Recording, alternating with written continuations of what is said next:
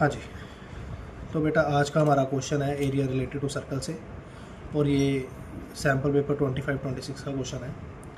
और इसमें बोला गया है कि एक a horse, a cow and a goat are tied each by a rope of length 14 metre at the corners of A B and C respectively of a grassy triangular field with sides of length 35 meter, 40 meter and 50 meter. Find the area of grass field that can be grazed by them. ठीक है, तो हमें 3 animal दे रखे हैं, horse, cow and गोट, और तीनों को अलग अलग रस्सी से बांध रखा है, और हर रस्सी की जो लेंथ है वो 14 मीटर है। हर रस्सी की लेंथ 14 मीटर है, और इनको एक ट्रायंगुलर ग्रासी फील्ड में बांध रखा है। ठीक है, और जो ट्रायंगल है उनकी लेंथ भी अलग अलग है, 35 मीटर, 40 मीटर और 50 मीटर। ओके, और हमें निकालना है कि ये टोटल कितना एरिया ग्रेस कर सकते हैं।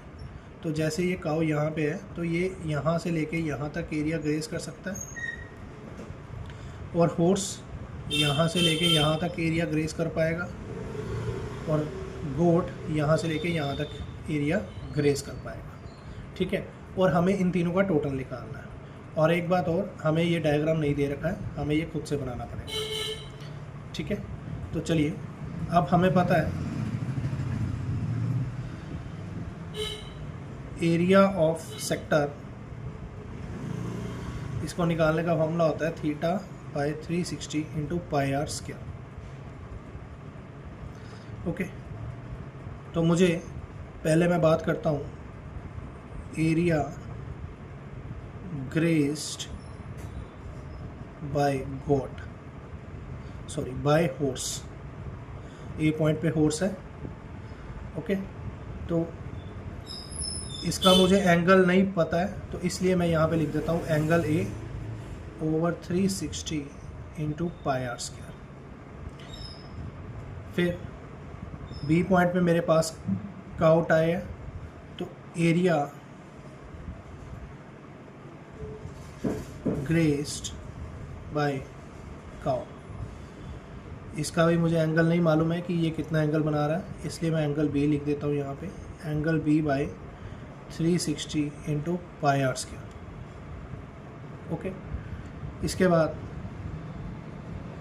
एरिया ग्रेस बाय गॉट, इसका भी मुझे एंगल नहीं मालूम है, तो इसलिए इसको मैं लिख देता हूँ एंगल सी / 360 × πr²। ओके, अब मुझे क्वेश्चन में बोला गया था find the area of grass field that can be graze by them, मतलब मुझे टोटल एरिया निकालना है। तो total area graze by cow, goat and horse, इन सभी को मैं प्लस कर दूंगा।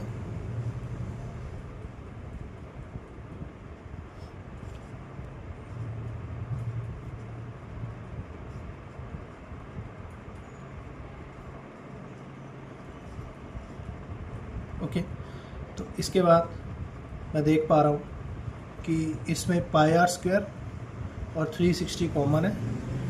अब ये कॉमन क्यों है? क्योंकि सभी का रेडियस जो था वो सेम है, रेडियस 14 है सभी का, तो इसलिए πr² / 360 ये हमने कॉमन निकाल लिया। तो अंदर आएगा angle A plus angle B plus angle C.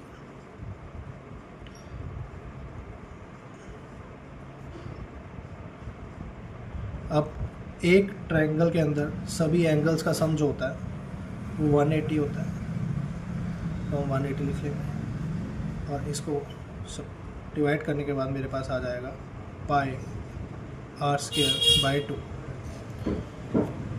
अब इसको सिंप्लीफाई कर लेते हैं, तो पाई का वैल्यू रहेगा 22/7, आर का वैल्यू रहेगा 14 × 14 और डिवाइडेड में था 2, तो we can write it as 22 × 14 × 14 × 7 × 2, तो ये कटिंग हो जाएगा और मेरे पास बचेगा 22 × 14। ओके, तो इसको सॉल्व करने के बाद अपने पास आंसर आएगा 308 metre square. Clear? I hope ये क्लियर होगा, और बाकी का फिर नेक्स्ट वीडियो में मिलते हैं।